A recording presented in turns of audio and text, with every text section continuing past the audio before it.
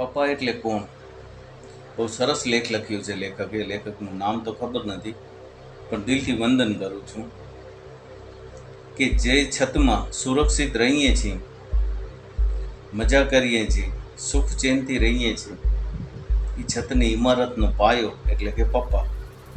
પપ્પાને ક્યારે એમ ન કહેતા કે તમને ખબર ન પડે, ચૂપ રહો, કારણ કે સૌ ભૂલો થશે પપ્પાની, પણ એને માન સન્માન આપજો, એવા આપણા સર્જનારને.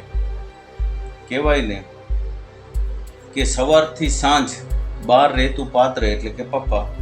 ઘરમાં બારીનું સર્જન શાયદ પપ્પા માટે જ કર્યું છે, કારણ કે સૌથી વધારે ઘરમાં વાટ જોવાતી હોય ને તો એ પપ્પાની છે. પપ્પા એટલે કે પરિવારનું એવું સભ્ય કે જે પરિવારમાં સાથે સૌથી ઓછો સમય વિતાવે છે અને દરેક તહેવાર અને પ્રસંગમાં સૌથી મોડી એન્ટ્રી થતી હોય ને તો એ પપ્પાની છે. જેને સૌથી વધુ તડકાઓ વેઠ્યા છે અને કડકડતી ઠંડીમાં પણ મોડી રાતે એ વાહન ચાલક બન્યા છે, એવા પપ્પા.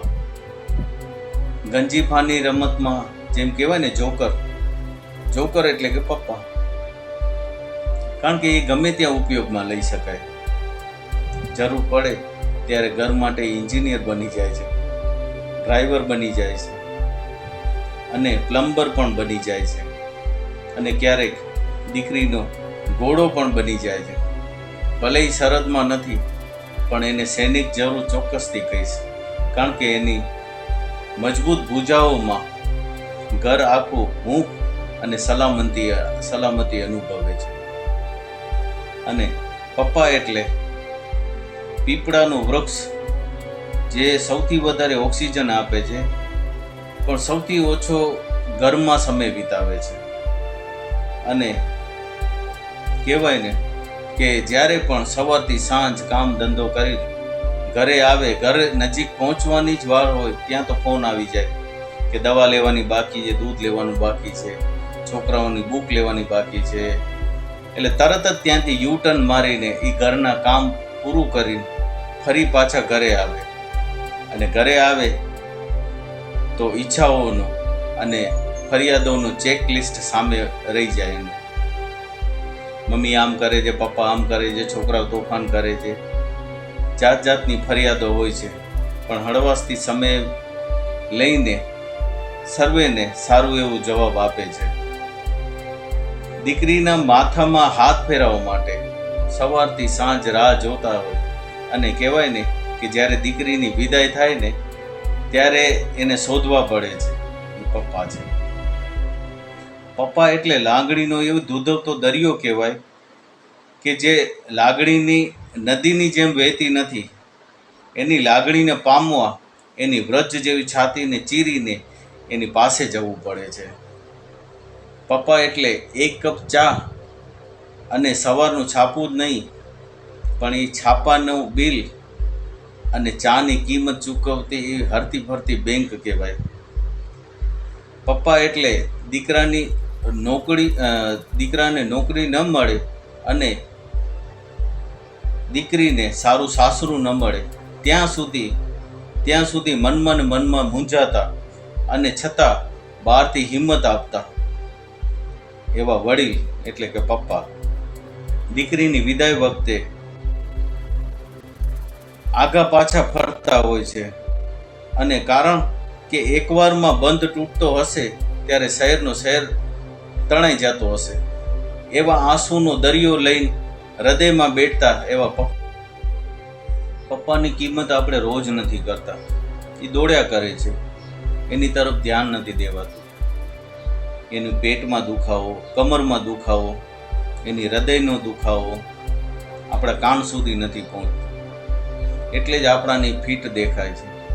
પણ કેટલા એવા હરતા ફરતા પપ્પાઓ જ્યારે સવારે ઉઠતા નથી, એની સાથે ઘણી જ વાતો કરવાની રહી જાય છે, ઘણી જ વાતો સાંભળવાની રહી જાય છે. કહેવાય ને કે એવા પપ્પાઓના સાયલેન્ટ અટેક પાછળ કેટલાક એવા ઘોંઘાટ જવાબદાર હશે, એની શી ખબર. પણ પપ્પા, તમે દેખાતું ઘર નથી, તમે ના દેખાતી એવી ઇમારતનો પાયો છો. તમે પુષ્પ નથી, પણ તમે સુગંધ છો. તમે રસ્તો નથી, પણ સાઇન બોર્ડ છો. અંધારામાં પણ રસ્તો બતાવતા રહ્યો છો. પપ્પાને કદાચ તમારી નવી ટેકનોલોજી અને આઈટીની દુનિયાની એટલી ખબર ન હોય, એટલે એને ઓછું ફાવતું હોય. હળવેકથી વાલથી એમની પાસે સમજાવીને પણ ક્યારેક એવું એને સમજાવીને એને શીખવાડજો. પણ એવું ન બોલતા કે પપ્પા તમને કાંઈ ખબર નથી પડતી, ચૂપ રહો.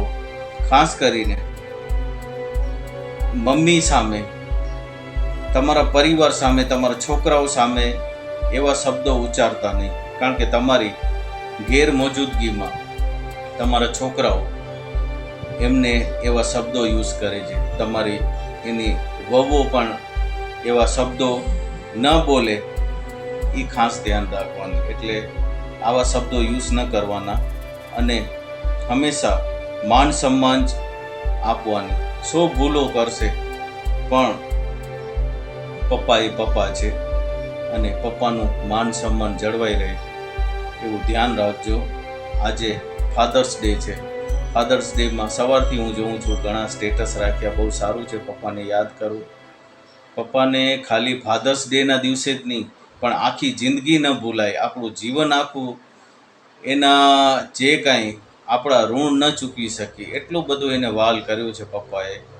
એટલે પપ્પાને ખાલી માત્ર વિડીયો ઉતારીને, એનો ફોટો ઉતારીને પણ ખાલી ફાધર્સ ડે નથી બનાવતું. એને માન સન્માન આપો.